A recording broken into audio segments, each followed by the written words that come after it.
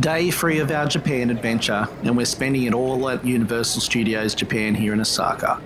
The excitement hits as soon as you see the iconic globe and main gates. Everyone rushes in, so here's our first tip. Arrive early, gates open with bag checks, and being ahead means you'll actually get into the most popular areas before they fill up. Now let's talk express passes. We tried for ages to get the Express 7 through Klook, but they never released when predicted. In the end, we grabbed the Express 4. Honestly, it was worth every cent. Without it, there's no way we could have done the rides we wanted. The lines were huge. If you're not a thrill seeker, the Express 4 is the perfect choice. The 7 would have been amazing, but it was almost impossible to get and much more expensive. For us, the 4 covered all the essentials. Really good tip. Jump onto Universal Studios Japan holiday planning on Facebook. Everybody goes there to see when tickets are released.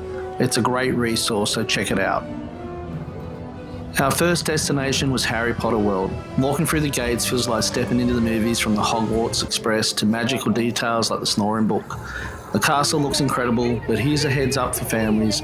The main ride, Harry Potter and the Forbidden Journey, has strict size restriction. The only one we found in the park.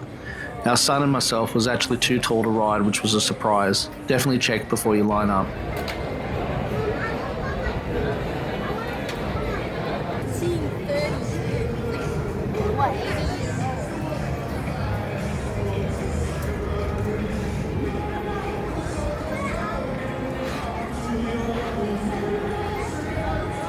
Next we wandered through Minion Park, colourful, silly and full of energy. We browsed shops and soaked in the atmospheres, saving the ride for later that night when the lines would be shorter.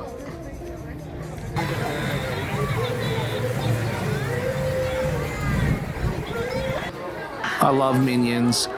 The stores, the statues, we got to pose with them. So much fun.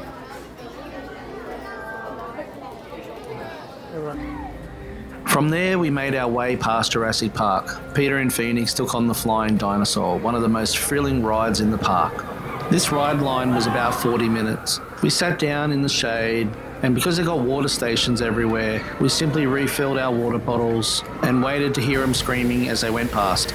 We watched the Jurassic Park River Adventure drop, and people were getting drenched. We meant to come back for it, but time was running out. That's the reality here. There's so much to do, you really have to prioritise. I should note that a studio pass is different from an express pass. You have to buy the studio pass for general entry and then the express pass for the express rides. By afternoon, it was time for our reserved entry into Super Nintendo World and Donkey Kong Country. Walking through the pipe tunnel was like stepping straight into the game. Every detail, from the hills to the enemies, felt alive.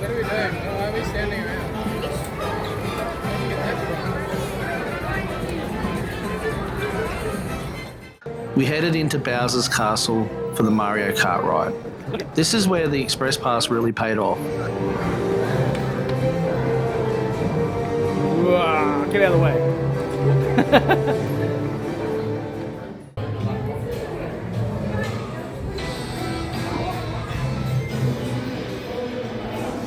Ride itself was really fun. You can fit 4 people into a car and basically put these visors on and you can see characters and you can shoot them with your steering wheel while you were trying to drive. I really love the theming of the rides here at Universal. The castle was just like I remember when I was 9, 10 years old, but so much in high definition, to be honest. The line itself had a lot of interactive features. With the power-up bands, a lot of the displays just simply did something simple. But when you tapped the band, the interaction and the characters became alive. I loved all the power-ups on the walls, the characters everywhere, just the whole theming of the entire place. And this continued throughout our entire trip in Universal Studios. That's part of the experience, is actually lining up. And it's hard to imagine saying that when you some of these rides you could be waiting up to an hour and a half. There's a lot of people in this room, but you can get a lot of people on at one time. It was so much fun. And you always win the race, I think. Well, we did anyway. The kids loved it too. It ain't a scary ride, so encourage them to go on.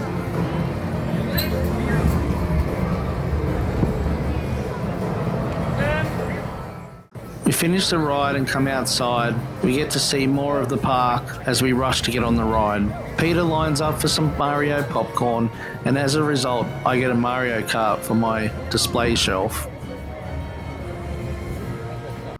Afterwards, we explored Donkey Kong Country. The minecart ride was fantastic. Just so you know, the minecart ride is fast and does turn hard. It's got a lot of jolts, and my back was a little sore after this one, but it was worth every bit of pain that came with it. It was like a children's or family's roller coaster, maybe a little bit scary for real little ones, but our kids ended up liking it. And the kids loved the interactive drums, begging them to make the rhino appear. The little ones were a little bit out of sync, but it didn't matter, they still had fun.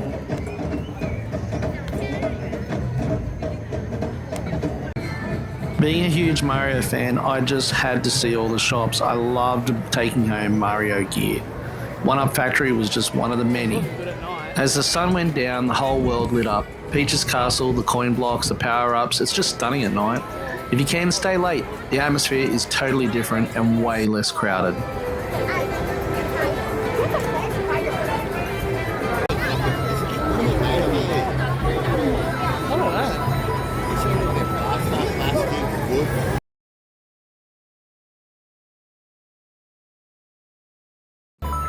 The power-up bands are worth it here. They unlock so many fun interactions. I will say we only bought one. As a family of 6, we just shared it with everybody. As we headed out off to Minion Park, I love seeing Miss Crawley sitting in the window asleep. On our way back out, we stumbled on something unexpected. A full K-pop summer water festival. Lots of groups featured with music videos, live performers, and even giant water cannons soaking the crowd. It was a perfect way to cool off in the Osaka heat and an absolute highlight. We loved it. Honestly, I had no idea I was a K-pop fan, but a bigger K-pop fan was Tammy. Loved her dance moves, Tammy.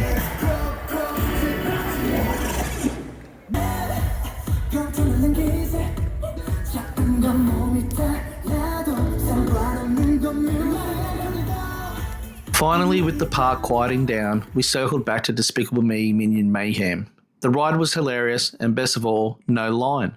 That's our big tip. Popular rides are often walk-ons late at night. We even managed to squeeze in the Jaws ride before leaving. I've done it during the day, but at night it's next level. The darkness makes the whole experience way more intense. We were a little bit more scared of this one, but it was still worth it. The main street lit up at night. It looked stunning. And the trees looked pretty at night with their lights as we started to make our way towards the exit. Before heading out, we did some last minute shopping on Main Street. Using our Wise card made things easy with international payments.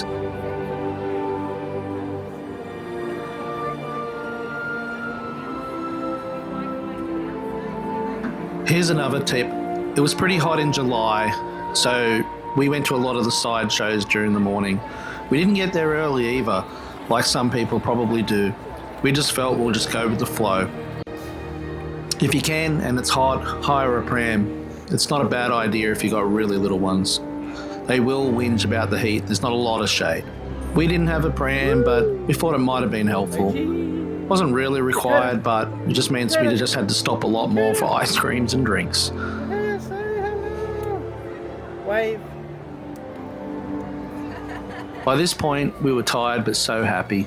The kids winding down, the globe spinning at night, and then the neon lights of the city walk as we left. Just letting everyone know, we got the Universal Studios Japan Express Pass 4. It's a minecart and special with the Harry Potter area entry, which didn't even need a timed entry. That was for 11. 11:20 was Forbidden Journey.